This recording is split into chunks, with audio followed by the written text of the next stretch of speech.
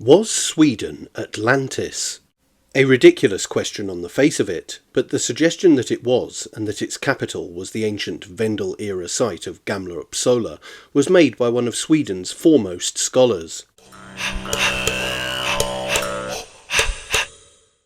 In the late 17th century, Olaus Rudbeck, a Swedish polymath and professor at Uppsala University, published one of the most remarkable and eccentric works of early modern academic literature, Atlantica, a vast and sprawling attempt to prove that Sweden was none other than the legendary Atlantis described by Plato. Composed across 4 volumes between 1679 and 1702, Atlantica was a synthesis of mythology, linguistics, history and geography, all mobilised in support of an audacious thesis. Rudbeck's work, while dismissed today as pseudo-science, was a product of its time, reflecting both the intellectual climate of the Baroque period and the burgeoning nationalism of the Swedish Empire. As outlandish as the theory may sound, it identified something significant: the interrelatedness and likely common origin of many languages and facets of ritual and mythological culture. At the heart of Rudbeck's thesis was a bold reinterpretation of Plato's dialogues, Timaeus and Critias, in which the Athenian philosopher recounts the story of a vast, advanced civilization that had vanished beneath the sea. Rudbeck was convinced that this civilization was not a fable rooted in the Mediterranean world, but a real historical entity located in the far north, specifically Scandinavia, and even more specifically, in his own native Sweden. He argued that the descriptions of Atlantis's topography, particularly the concentric rings of land and water, matched the geography of the Swedish landscape. Rivers, mountains and lakes were all brought into alignment with Plato's ancient account, with a level of interpretive elasticity that modern scholars would find deeply unconvincing, but which Rudbeck saw as the confirmation of his thesis. In addition to his geographical claims, Rudbeck developed an elaborate linguistic theory that placed the Swedish language at the centre of human history.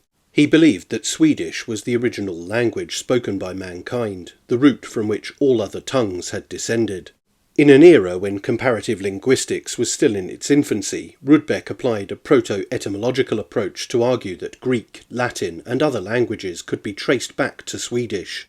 His method involved extracting seemingly similar words from disparate languages and positing direct ancestral relationships, regardless of phonetic, grammatical or historical plausibility. This approach, while potentially ingenious in its creativity, was somewhat childlike in its questioning nature, and was based more on patriotic intuition than on systematic linguistic evidence. However, it had unearthed, or at least begun to, the Proto-Indo-European language, from whence many others are descended. Rudbeck also sought to integrate Norse mythology into his grand narrative. Again, this would be for nationalistic reasons, but is not far off being accurate. As comparative mythology suggests, there are archetypes consistent with many cultures that can be ascertained to have a common ancestor. He claimed that the Norse gods were not mythical beings, but real historical figures who had been misunderstood over time. Odin, for example, was cast as a powerful ancient king whose deeds had been elevated into myth. This process, euhemerization, had already been known among the Anglo-Saxons, who claimed their lineage from Woden, the English pagan form of Odin, as a rebadged Christian king of old, rather than one of the Asir. This allowed Rudbeck to align Norse traditions with the histories of classical and biblical civilizations, positioning Sweden as the cradle of all significant human knowledge and achievement. By conveniently folding mythology, ancient history and biblical chronologies into his theory, Rudbeck constructed an all-encompassing vision in which Sweden stood as the origin of global civilization. In 17th century Sweden, Atlantica found a receptive audience.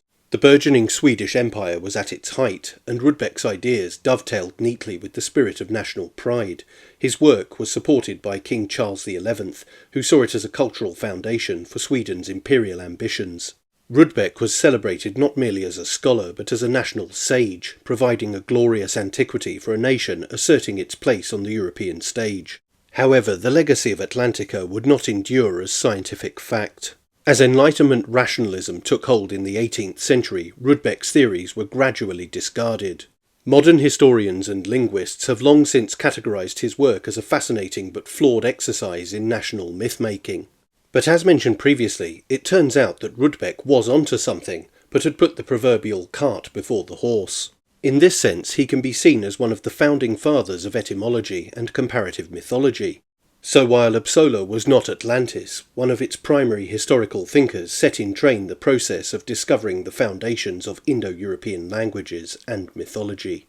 But that's it for this video. Don't forget to like, share, and most importantly subscribe.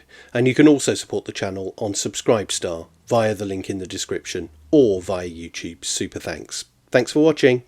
Bye for now.